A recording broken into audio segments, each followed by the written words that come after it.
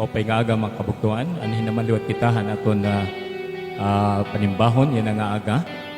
And ako gipapangmusta na aton mga kabuktuan, once again, na aton mga kabuktuan di daha Kamansihay, Balawan, Lions, Village, and Habitat. So gadman na naton mga tagapalo, na baras, o gahakang gumbang, kanhidok, o ganato mga kabuktuan din niya downtown. Da mga salamat ng Diyos na yan ang adlaw ang hinaluwat kita nagkatitirok para han iya buruhaton. Ika nga naton na naton mga panimbahon, pamati ang pulong ng Diyos, pinagipag-ampo. Da mga salamat o Diyos sa makusapahan imo pag-tirok ka amon, ang hinaluwat kami na harani ya imo. Amon pagkalipay nga ang imo ginahatag nga panahon, dayuday, amon nakakarawat ang imo ginubindisyon, tungod han imo kamaluluoyon, ani kami, kintagan nimo kami maupay nga panglawas, o gan imo grasya, amo ang nagatalwas sa amon, diri lamang nga espirituhanon nga mga butang, kundiri patiliwat han amon mga physical, material o financial nga mga butang. Salamat o Diyos sa imo mga provisions. Nabuhatan na ng pag-ampong i-bless mo ani mo makatawhan, makigyakan kahaamon pinagin mo pulong, ani mo minsahi, maghatag haamon ng kusog, kaaraman, basi namon matagumpayan, an anuman nga amon tubangon, amon han amon kinabuhi adlaw-adlaw. Ini amon pag-ampo, hangaran ni Jesus. Amen.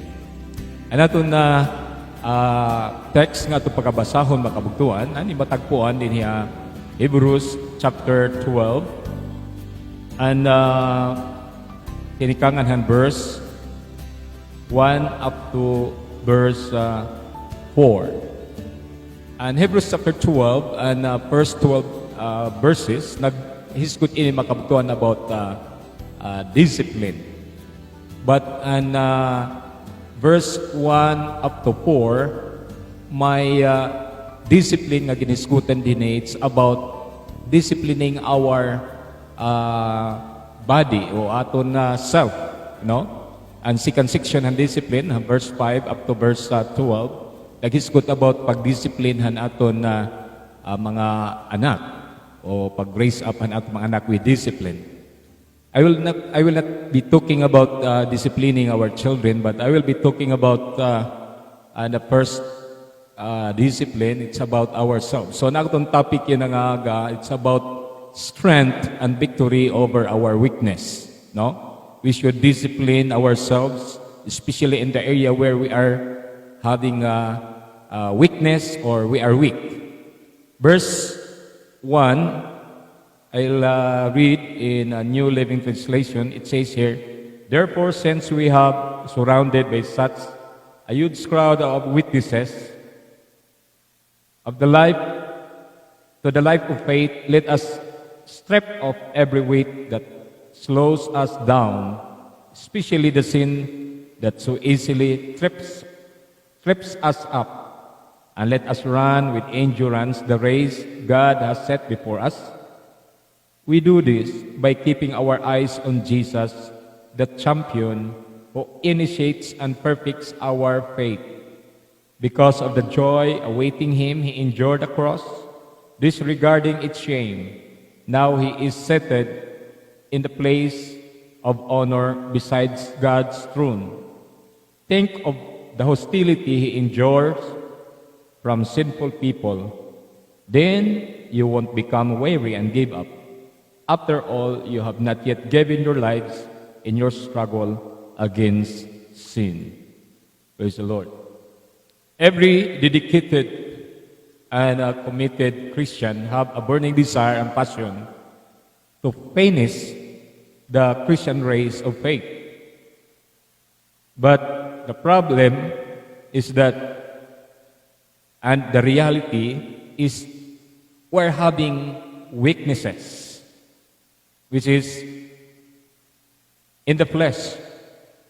It played a major role to hindrance to attain our goal, or our goal to finish the course, to finish the race. We need to know our strength and our weakness in order to overcome as a winner. Overcome the weaknesses and turning it to strength. No? Kinakailangan natin na karoon ng kaalaman. We should have knowledge in order to overcome the weakness. Now, magtatanong tayo sa ating sarili, who are the weak and who are having the weaknesses? All of us, in reality, all of us having our own weaknesses in the flesh. That's why sometimes we may feel weak. It says here in verse 1, wherefore saying we, the word we, it includes you and me. We also are compassed about with so great a cloud of witnesses. Let us lay aside every weight and the sin which doth so easily beset us. And let us run with patience the race that is set before us. That is in the King James Version. So we should know and acknowledge that we have weaknesses in the flesh. Now, in writings of Paul, it says in the book of Romans, chapter 7, Paul described that these weaknesses is in the flesh. Chapter 7, verse 18, let me read up to verse 20. And I know that nothing good lives in me, that is in my sinful nature. I want to do what is right, but I can't. I want to do what is good, but I don't. I don't want to do what is wrong, but I do it. Anyway, but I do what I don't want to do. I am not really the one doing wrong. It is sin living in me that does it. Sabi po ni Paul, ang mga bagay na gusto kong gawin dahil ito po'y matuwid. That is right. Yun ang mga bagay na hindi ko nagagawa. Ang mga bagay na ayaw kong gawin dahil alam ko ito po'y kasalanan. Yun ang mga bagay na nagagawa ko. Isang bagay na nadiscover ni Paul, sabi niya, it's because of the law of sin in the flesh. No? Nandito sa laman. Alam ni Paul na itong flesh, if the flesh is not disciplined or under control by the power of God, by the Holy Spirit, tayo po ay mamumuhay sa kasalanan. Kaya si Apostle Paul, who is also the writer of the book of Hebrews, he said, we should lay aside every weight of sin which so easily beset us. He was talking about in the flesh. Sa ating kaalaman, marami po sa ating nakakaalam na si Satan ay isa sa ating enemy. But don't you know that there's an enemy inside of you, inside of me? And the war between the flesh and the spirit, palagi yan. Alam natin, araw-araw, we have that struggle in the flesh. That's why we need to overcome. We need to have the strength of God over the weaknesses of our flesh. So ano po dapat ang gagawin natin, mga kapatid, upang itong ating weakness or weaknesses will not overcome us or hindi tayo mag-fail, mahulog sa kasalanan. Sa 1 Corinthians chapter 9 verse 27, si Apostle Paul may sinabi, siya rin ang writer ng Corinthians. He said, but I keep under my body and bring it into subjection, lest that by any means, when I have preached to others, I myself should be a castaway. He was talking about discipline here. Although he was talking about the life of the athlete. Kung ikaw ay runner or ikaw ay boxer, you need to have exercise. You need to have practice. And he was talking about self-discipline as an athlete. Ang mga athlete nag-jogging yan, nagpa-practice palagi yan to discipline their body. Hindi mataba, hindi matamlay. They need to gain more muscles and more air in their lungs so that in the fight, they can stay longer. So, sa atin din, spiritual na pamumuhay, we need the Holy Spirit to control our flesh. So that the weakness that is in our flesh will be always subject to the ruling of the Holy Spirit. Sabi ni Apostle Paul, I keep under my body and bring it into subjection. No? Ang subjection dito sa spiritual na ating pamumuhay, our life will be always in subjection to the will of God, to Christ and the Holy Spirit.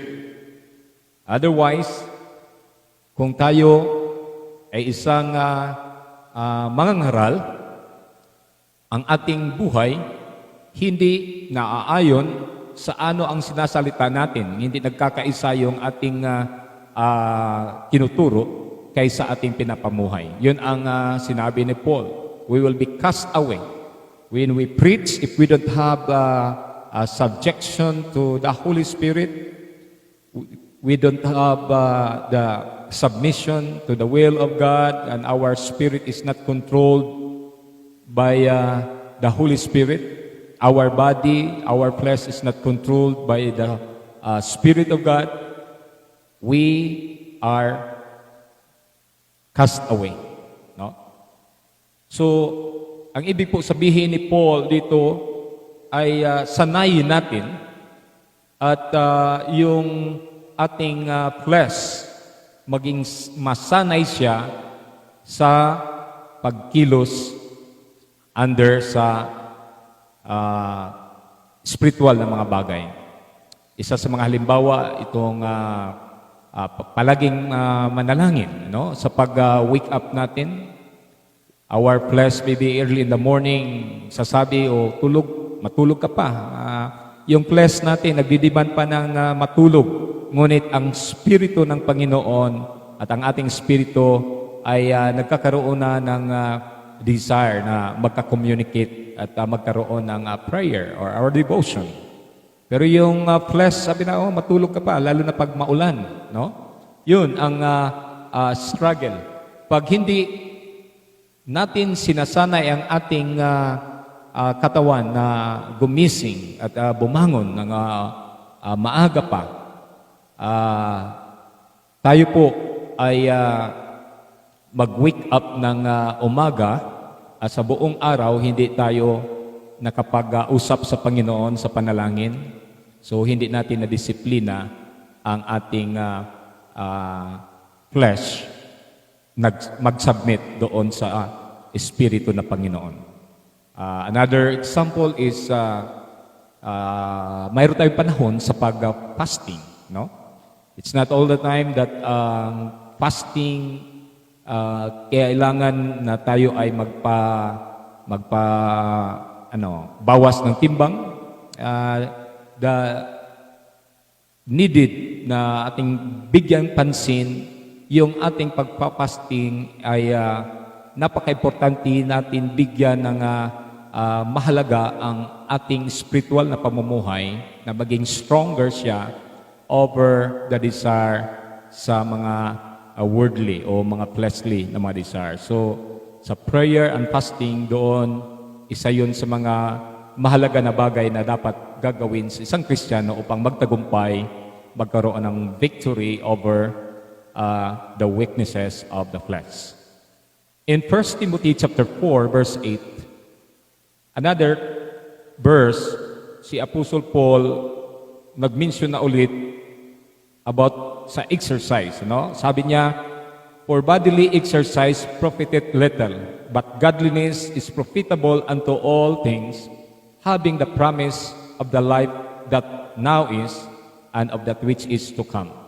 So we need to strengthen our weakness or turn our weakness into strength with the practice and exercise. Number 2, pangalawa dapat natin gagawin upang magkaroon tayo ng strength and victory. It's not only to turn our weakness into strength with practice and exercise, but we should ask and seek help from the Holy Spirit. Kailangan natin na humingi ng tulong sa Banal na Espiritu.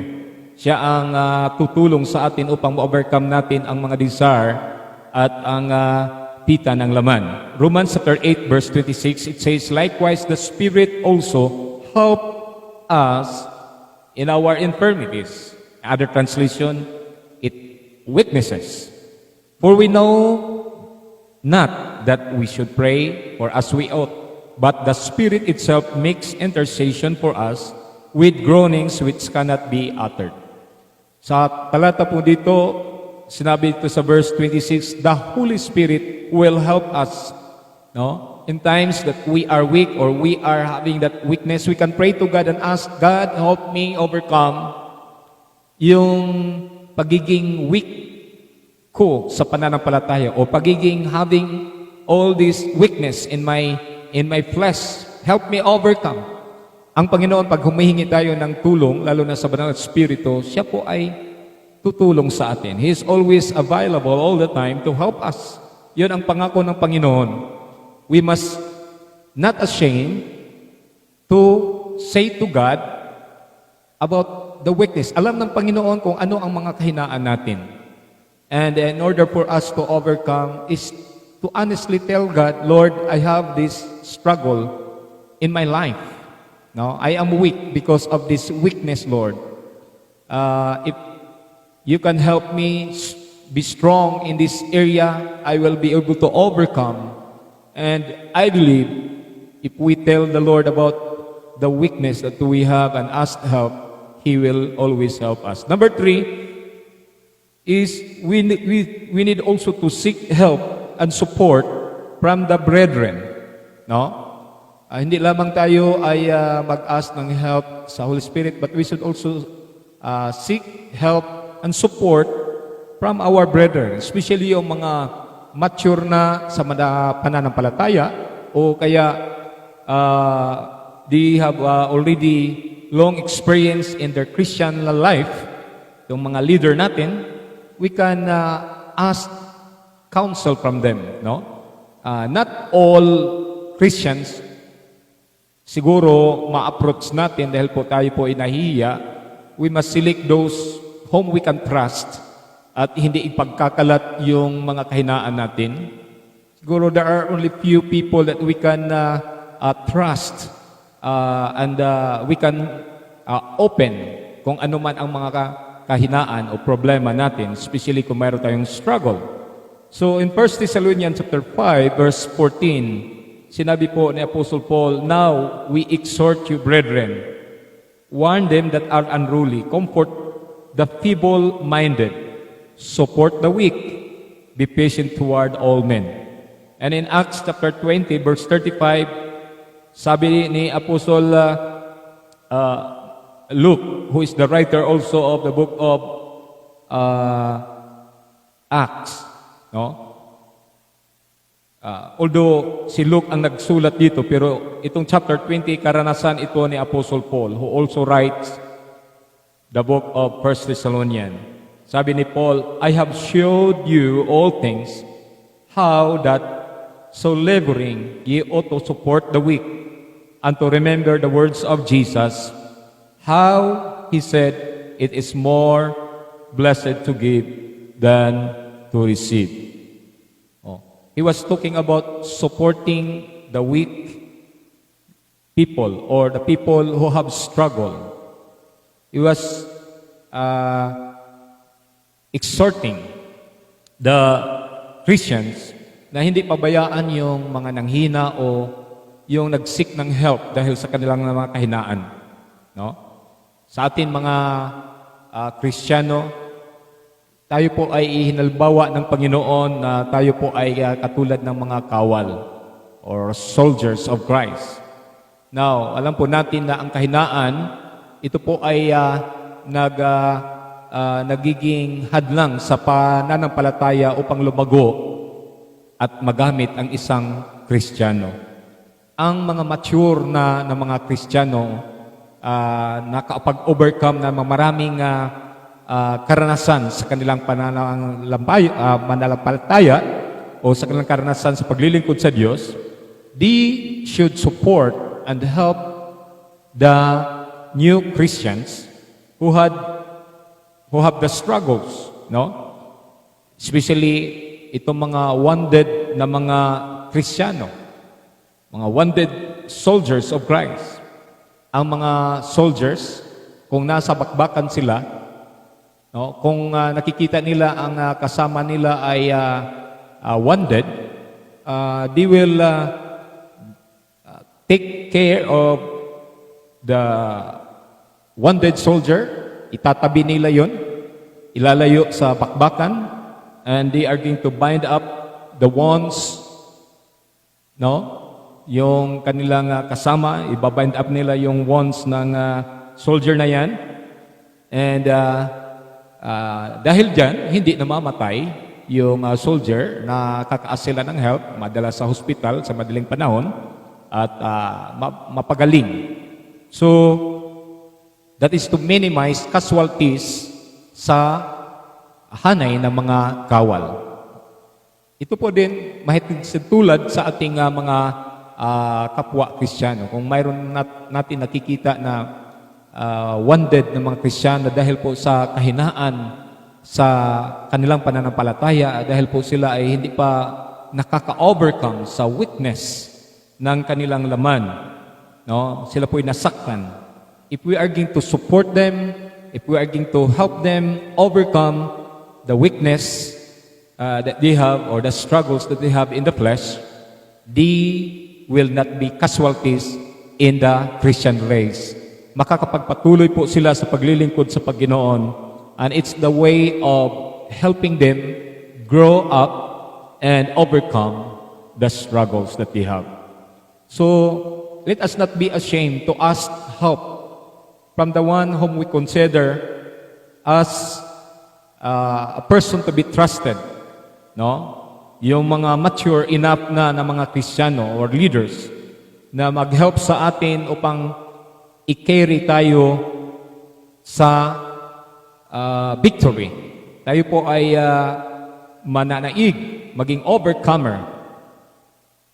At sa ating part na naman, in our part, we will also help ourselves. Yung sinabi ni Apostle Paul dito sa Hebrews chapter 12:1, this is our part. Let us lay aside. Lay aside. Yung lay aside, itatabi mo ang isang o kukunin mo yung mga weight. Kung ikaw ay kaapi ka or you are part of the running, walang makikita mong nasa racetrack na may mga dala-dala siyang mga mabibigat na mga bagay. In fact, yung mga athletes, yung kanilang mga sinusuot ay mga magagaan lamang na mga sinusuot. Sapatos, yung uniform nila, shorts, lahat na mga gamit nila, if possible, ito po'y magagaan. Dahil ito po'y nagpapabagal sa kanilang pagkilos. No? So, ang Hebrews chapter 12, verse 1, ganun din po sa Kristiyano. Mayroon po mga bagabal na kailangan nating itabi o ating putulin. No? Let us lay aside. Ang pag-lay aside, ito pong mga bagay na napapahulog tayo sa mga kasalanan. Let us lay aside to Christ. At i-surrender po ito, itong mga mabibigat na mga bagay, i-lay aside natin at ibigay natin kay Kristo. No? Dahil si Kristo, siya po ay tutulungan tayo. Ngunit kinakailangan natin ang ating desisyon. No, mayroon tayong mga baggage minsan sa buhay. Matagal na tayong Kristiyano, may dala-dala pa tayong mga baggage sa ating paglilingkod o pananampalataya sa Kanya. No, yung mga baggage na mga hatred, envy, jealousy, yung mga desires sa mga worldly things at lustful na mga things, yun ang mga bagay na nagpapabigat at nagpapabagal sa ating paglilingkod sa Panginoon. Kaya hindi makakilos ang banal na Espiritu sa ating buhay at hindi tayo magamit dahil mayroon pang mga bagay na hindi pa natanggal at hindi pa natin sinusuko. Mga bagay na hindi kalugod-lugod sa harapan ng Panginoon. Kaya sinabi ni Apostle Paul, lay aside every weight of sin that so easily beset us. No? Tutulungan tayo ng Panginoon. In fact, ang Panginoon nagsabi, nangako ang Panginoon na in 2 Corinthians 12 verse 9 and verse 10, He said unto me, this is Apostle Paul, he was asking help sa kanyang panalangin kay Jesus Christ. Jesus said unto him, my grace is sufficient for thee, for my strength is made perfect in weakness. Most gladly, therefore, I will rather glory in my infirmities or weaknesses, that Christ's power may rest upon me. Therefore, I take pleasure in my infirmities, in reproaches, in necessities, in persecutions, in distress, for Christ's sake. For when I am weak, then I am strong.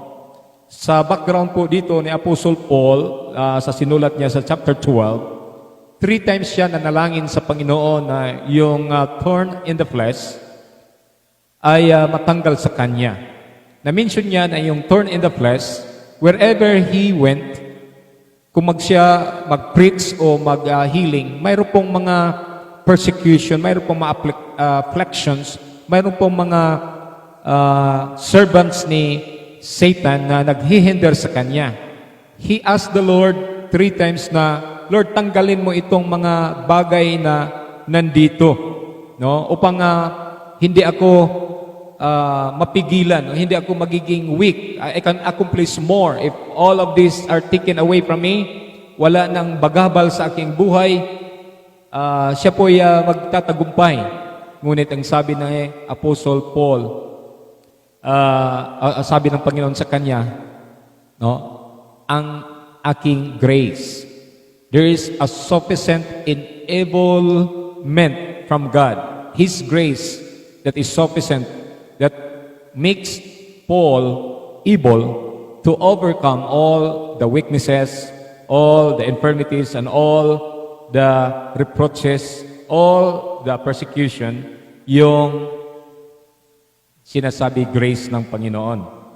And nalaman ni Paul na it's God who is ready to help him.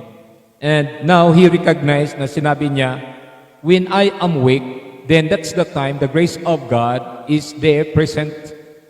And when I am weak, that's the time where I humble myself asking God's help. And when I am weak, that's the time that I acknowledge God's power to rest upon my life. When I am weak, that's the time that I needed the Lord, then I become strong. And he said, also in the book of Philippians 4:13, I can do all things through Christ, which strengthens me. So, the possibility that we will be overcoming o overcomer tayo sa mga weakness, kahinaan natin mga kapatid, it's because the Holy Spirit is there. We have support system of our brethren, and we can ask God's sufficient grace. No, the only thing that we need to do is to make a decision to lay aside. No, lay aside, surrender everything into the Lord, and give it to the Lord. No, in another scriptures, there are also exhortations of Paul na mababasa po natin in Romans chapter 8 verse 3, 4, o chapter 8, verse 3, 4, and 5. Itong mga verses na ito ay nabanggit ni Apostle Paul is not only to lay aside but to yield our flesh or fleshly desire to God through the Holy Spirit. No? In Romans chapter 8, verse 3, babasahin ko po verse 3. Chapter 8, verse 3. Sinabi dito,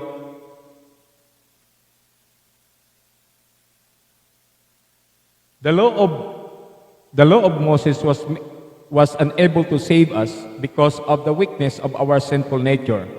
So God did what the law could not do. He sent His own Son in a body like bodies we sinners have. In that body, God declared an end to sin's control over by giving His Son as a sacrifice for our sins. He did this that the just requirement of the law would be fully satisfied for us, who no longer follow our sinful nature, but instead follow the Spirit. Verse 5. Those who are dominated by the sinful nature think about sinful things, but those who are controlled by the Holy Spirit think about things that please the Spirit. Ang binanggit po ni Apostle Paul dito is for us not only to lay aside the weaknesses of our flesh, but also to yield our flesh to the Spirit. No? We should yield. And another thing, we should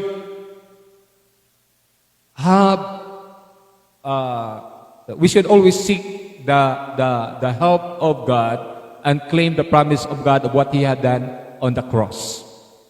Sentro po ang lahat ng mga ginagawa natin, makasentro po dapat sa ginawa ni Jesus Christ sa cross.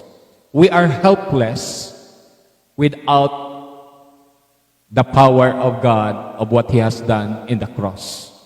We should always remember that Jesus made a covenant, no? What He had done on the cross. The time of the communion, Jesus said to His disciples, the cup that you are about to drink, no? And the bread which symbolizes my body, this cup is the cup of blessings. No? Talking about what He did on the cross, all the powers of Satan and all the powers that will dominate our flesh, in-overcome na po ni Jesus Christ sa cross. Lahat, kung ating isusurrender lamang kay Kristo doon sa cross, Jesus Christ will help us. That's why we should always thank and claim the promise of God. Every time we are going to celebrate the communion, we should properly observe the communion in order that we can claim the promise of God, the strength of Christ and His power, that we will become an overcomer.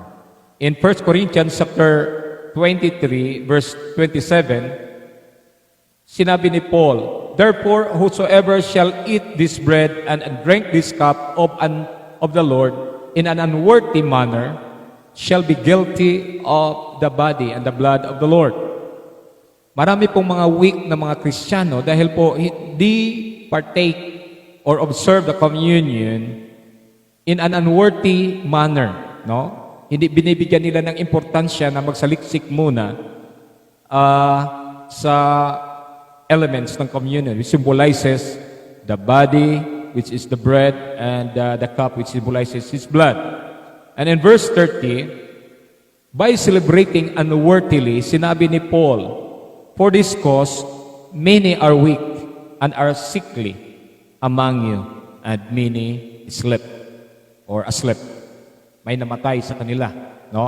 May masakitin sa kanila at marami pong weak. So, one of the causes na ang mga tao o ang mga believer po ay sila po ay mahina sa pananampalataya. Hindi lamang sila nakakapagpigil o hindi pa marunong makapagpigil sa pita ng laman. Hindi pa totally surrender nila yung kanilang desire sa laman. At hindi pa pinapakontrol sa Holy Spirit. And they are not also asking God to help them. Itong sa panahon ng pag-observe ng communion, they are not properly observing it. No? They observe it in an unworthy manner. That's why sinabi ni Paul, isa sa mga dahilan dito, some of you are weak. Weak in faith, weak also physically. Kasi nabanggit ni Paul dito, hindi lamang sila weak in faith, but weak and sickly sila physically. No? Sinabi ni Paul dito. So, what we are going to do in order for us, maka-overcome, in-offer na ng Panginoon yung lahat na matagumpayan natin. Sinabi na niya dito, we must lay aside. We must ask the help of the Holy Spirit. We must ask also help and support of other mature Christians. We need to surrender and yield to God daily. Sabi ni Paul, I die daily. He is talking about surrendering himself to God daily. Sinabi pa ni Apostle Paul dito sa Hebrews, magpatuloy tayo. Verse 2, sa chapter 12, verse 2. We need to do this by keeping our eyes on Jesus. Another thing, in order for us to overcome, is to keep our eyes looking unto Jesus, or fixed always unto Jesus. As you run the race, and you lay aside every weight of weakness, lay aside na ang lahat ng mga weight na yan, you run the race with patience, and fix your eyes on Jesus. Bakit ating ituon ang ating mga mata kay Jesus? He is the author. Sinabi dito sa verse 2, He is the author and finisher of our faith. Kung mayroon man tayong titingnan na model na nag-overcome over the weaknesses of the flesh, si Jesus mismo. Siya ang modelo at ehemplo na ating tututukan upang tagumpay tayo sa ating pamumuhay, katulad kay Jesus. Alam po natin si Jesus, when He was here on earth, 100% po siya na isang tao. No? Sabi ng Philippians chapter 2, yung kanyang pagka-Diyos ay inanlus niya. Ibig po sabihin, kung bado, iagin hukas. At siya po ay pumasok sa katawang tao. 100% man or human being. He also like us. Sabi na Apostle Paul, he was a man like us in the book of Hebrews. Ibig po sabihin, siya po'y nagugutom, siya po'y nauuhaw, siya po'y nalulungkot, siya po'y minsan tired, no? Sa paglalakad, no? Natutulog po siya. Dahil katulad sa atin, tao po siya. So, kung anumang karaniwang karanasan o ginagawa ng tao katulad sa atin, naranasan po yan ni Jesus. But makikita po natin si Jesus kung paano niya pinagtanggumpayan bilang tao ang desire ng laman. No? He was tempted. Sabi ng Bible, he was tempted. At one time, when he was in the mountain, he fasted for 40 days and 40 nights. He was tempted to eat. Satan came. Sabi niya, I know that you are hungry. So if you are truly a son of God, make this stone into bread and eat. But Jesus said, man shall not live by bread alone, but by every word that proceeds out from the mouth of God. And it is written. Now, Binanggit po ni Jesus, it is written in the book of Deuteronomy chapter 4 verse 4 that during the time of Moses, alam po natin si Moses, he was also fasting for 40 days and 40 nights in the mount where the Lord God gave him the 10 commandments. He was fasting. Hindi po namatay si Moses. Si Jesus din, hindi din namatay sa pag-fasting for 40 days and 40 nights. And he quoted what Moses experienced when he was facing God and having a conversation with God in the mountain. So, nakikita po natin dito na si Jesus ay sinasabi niya, may panahon siya na kumakain, may panahon din siya na nagpa-fast. No? As an overcomer. So, gadin po ang ating gagawin. We must have time to pray and fast. No? At si Jesus, bababasa po natin sa Mark chapter 1, verse 35, that early in the morning, He withdrew from His disciples. He went to the mountain and pray alone. No? To the Father. He prayed to the Father. Many times in the Bible, in the morning, in the evening, no? He went to pray. Now, while the disciples still sleeping, he was praying. At one time, he rebuked his disciples because he told them to pray. Peter, James, and John, pagbalik ni Jesus, tulog pa sila. At 3 times, sinabi ni Jesus, you must watch and pray so that you will not be yielding to temptation. No? So, ang prayer po, isa sa pinapamuhay ni Jesus. So, isa po siya sa magiging, sinabi nating, modelo. Kaya, we should look after Him as our model and as our example because He is a good example to follow and He ran. Sinabi dito, He ran the race with endurance. We must also run the race with endurance. Do not look or fix your eyes to the world or to any person besides Jesus. No? Because the people in this world, they are weak and have their weaknesses. If we are going to look them as our model, tayo po ay mag-fail. Kaya wag mong tingnan ang kahinaan ng kapwa-tao mo o kapwa mananampalataya. O wag mong ituon na doon ka palagi susunod sa Kanya. Sumunod lahat tayo kay Jesus dahil siya lamang ang perfecter, author at perfecter ng ating faith. Ibig po sabihin, siya po ang pioneer at finisher ng ating pananampalataya. So in conclusion, let me review the 4 verses. Ang exhortation ni Apostle Paul dito po para maging overcomer tayo sa weaknesses of the flesh. Maging victorious po tayo at magkaroon tayo ng strength from Christ.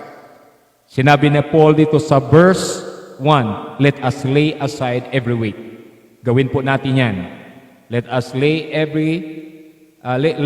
aside every weight, the weakness of the flesh. No? Number 2, let us lay aside the sin that easily visit us. The sin that we had been addicted. No? Mayroon po tayong mga kasalanan noon, hindi pa tayo Kristiyano. Tayo po ay na-addict sa paggagawa ng mga kasalanan na yan, lalo na yung mga bisyo, no?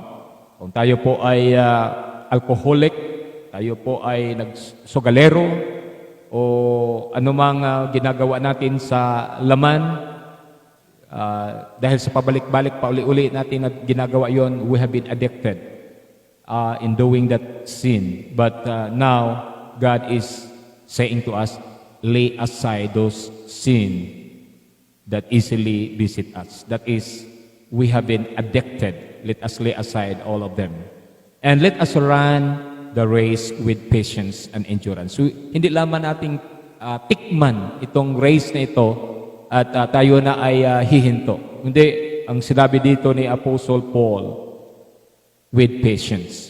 Yes, mayroong panahon na tayo po ay nagkakamali. Yung mga boksingero, hindi ka magiging magaling na boksingero kung hindi ka matatamaan. No? Nakita ko po, isa sa mga halimbawa, si Manny Pacquiao, yung 8 division, ang title niya, dumating sa kanya yung 8 divisions, hindi po ibig sabihin na sa 8 divisions na yan, wala siyang karanasan na natalo. There were times na natalo. Yung mga 3 laban niya kay Marquez, no? Natalo, mayroon siyang talo, no? At yung isa pang Mexican, mayroon siyang talo, ngunit siya bumawi sa 3 laban, 2 din ang napanalo at hindi na lumaban sa pang-4 yung pinakahuli. So, ibig po sabihin, makikita mo sa mga atleta, sa pag-try nila na mag-run o maging bahagi sila sa race, mayroon po silang mga paghihirap dahil hindi pa sila sanay. Sinasanay nila yung kanilang sarili. Makikita mo yung katawan nila, nakikita ko sa pagpapractice nila, yung kanilang tiyan, no, parang binubugbog nila, nagpapa-ano sila na maging matibay yung kanilang tiyan. Kung tamaan man sila ng suntok, hindi sila re-render kaagad. Sila po ay mag-i-endure sa hapdi at sakit. Ganun din tayo sa ating paglilingkod, hindi natin namamaster kaagad yung ating weakness. It will not turn to become strength kung wala tayong pagsasanay, pagpapractice. Ang isang magaling na singer, hindi yan magiging magaling na singer kung hindi muna nagpapractice. May mga panahon na siya ay medyo lumalabas sa tuno, no? Hindi niya maabot yung tuno o kaya siya ay lalabas sa tamang tuno. Ngunit sa palagi niya pagpapraktis at pagdidisiplina sa sarili, namamaster niya, nagiging magaling ang isang singer o isang atleta. Ganon din sa ating paglilingkod sa Panginoon. So constant practice, it says, make a person develop and master. So let us run the race with patience and endurance. At labis sa lahat, let us look to Jesus, who is our example, who is our model. He became a hero, no, of our faith. He is the head of all long-trained faith heroes. He is the author and the perfecter of our faith. That's why we must look unto Him as our example. And let us also consider Him. Ang ibig po ng consider sa Hebrews 12 verse 3, observe and analyze every part of His life, no? And conduct.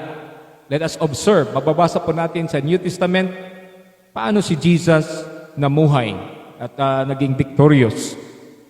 Siya po'y namuhay dito sa lupa na marami pong mga kasalanan ang mga tao. Napalibutan siya ng mga tao na hindi matutuwid. Nadidinig niya ang mga tao nagmumura, nakikita niya ang mga character, mga habits na hindi magaganda. Paano po siya nakatayo at hindi na-impluensyahan na gumawa ng kasalanan? Dahil sabi ng Peter, he had no guile, he had no sin, and he had no guile. He was the only person that were not able to commit sin.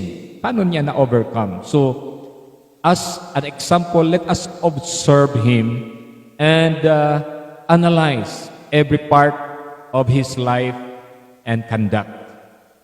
His courage and his suffering, no? Jesus suffered with pain and patience while he was here, but he was overcomer. Ang dalangin ko, bawat isa sa atin ay maging overcomer. Sa mundong ito, we are surrounded of so many people that are wicked. No? And sa ating nakikita, sa ating mga palibot, nakikita po natin ang dami pong gumawa ng kasalanan. At we need to be strong, no? And we need to yield to God and surrender to God always and submit to His will in order for us to overcome. Especially kung mayroon tayong kahinaan, paano natin matagumpayan yon, no?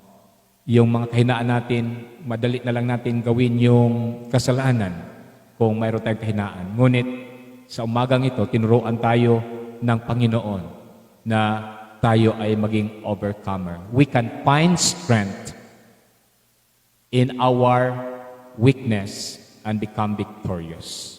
So let us ask God's help. Tayo po'y manalangin. Iba sa atin, siguro matagal na nananalangin na ma-deliver ka sa weakness na mayroon ka o sa panghihina ng inyong pananampalataya. Iba sa atin, nais na gamitin ng Panginoon, ngunit mayroong mga nakabagabag sa paggamit ng Panginoon dahil hindi pa tayo completely surrender. Sa umagang ito, tayo po'y lumapit sa Panginoon sa panalangin. The Holy Spirit is always available to help us. And Jesus Christ had made promise to us that His grace, the divine enablement of God, His grace is always sufficient for us every time we are weak. He is always there to help us. And we can glorify God in times that we are weak. We can ask God and glorify His name, turning our weakness into strength because He's there for us. So let us pray to the Lord that He will help us lay aside and help us yield ourselves always to God. Father, in the name of Jesus, alam mo po ang bawat isa sa amin nahihirapan sa pang-araw-araw na pamumuhay ng aming paglilingkod, lalo na sa araw-araw naming paghaharap sa mundong ito.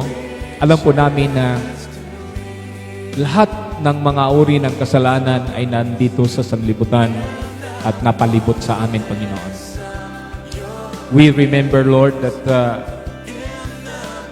according to your word, sinabi mo, we are nothing apart from you. But you offer us, Lord, help. Hindi kami linigtas ninyo na pinabayaan na ninyo. Nangako ka na hindi ninyo kami pababayaan. At we can always ask your help, Lord. Your help is always available 24/7. Nandoon ka, didinggin mo ang mga hiling at panalangin ng inyong mga anak. So magang ito, alam mo po kung sino ang nahihina sa pananampalataya. Alam mo po kung sino ang nag-struggle sa kanilang buhay ngayon mismo, Lord, sa kanilang weakness or weaknesses sa kanilang buhay, Panginoon.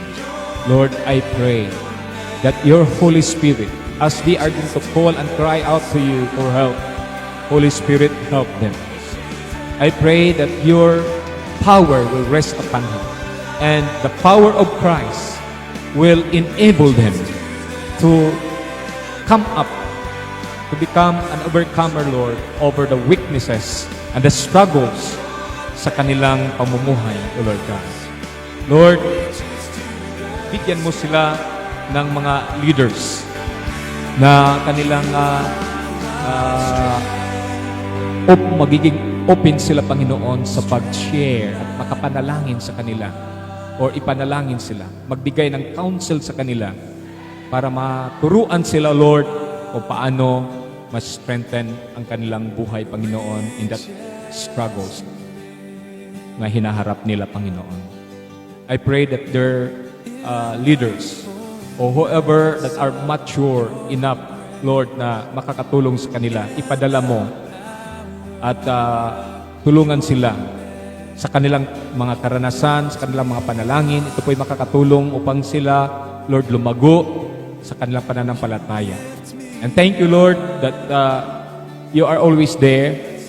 Although we are surrounded with so many witnesses, we must also commanded sa aming part, tinuruan mo kaming i-lay aside namin at i-surrender namin, i-yield namin ang aming sarili palagi sa inyo, Panginoon, upang ang pita ng laman o ang weakness, hindi ang siyang lalabas at makita, ngunit si Kristo at ang kanyang buhay ang makita sa aming kalooban, Panginoon. Hindi na ang aming kalooban ngayon ang masusunod, kundi ang inyo na, Panginoon. Kaya tulungan mo ang aking kapatid na nasa pananampalataya upang makapagpatuloy.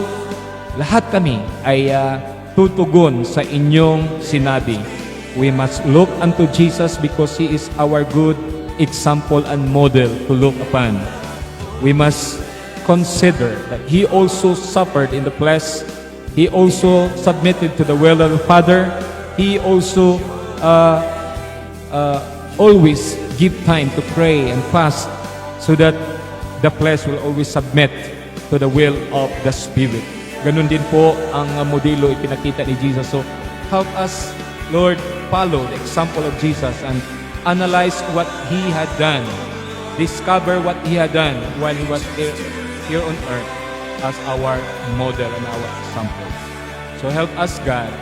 And thank you, Lord.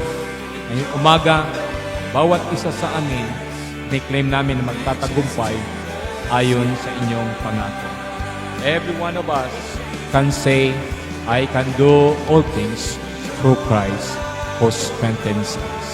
We can claim that victory, Lord. And out from our weaknesses, Lord, the weaknesses in the flesh, it will be turned into strength, O Lord God. And we can say, because of the strength of Christ, we are an overcomer. This we pray in Jesus' name.